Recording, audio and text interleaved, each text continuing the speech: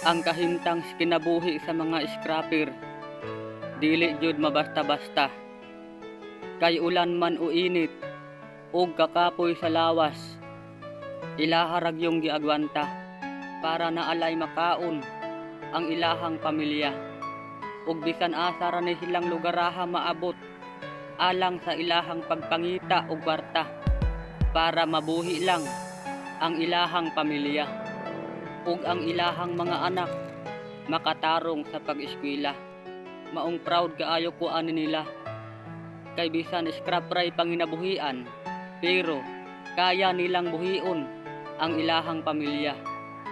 Ug maura gyud ni akong masulti sa mga scrapper diha nga bahalag unsa may masulti sa ubang tawo diha ninyo. Ayaw lang og dibdiba ug ayaw lang paminawa ang mga sakit nilang gipang istorya. At least nakita nila mismo nga gibuhi ninyo sa tinarong nga trabaho ang inyuhang pamilya. Shout out ra ko ninyo diha mga scrapper.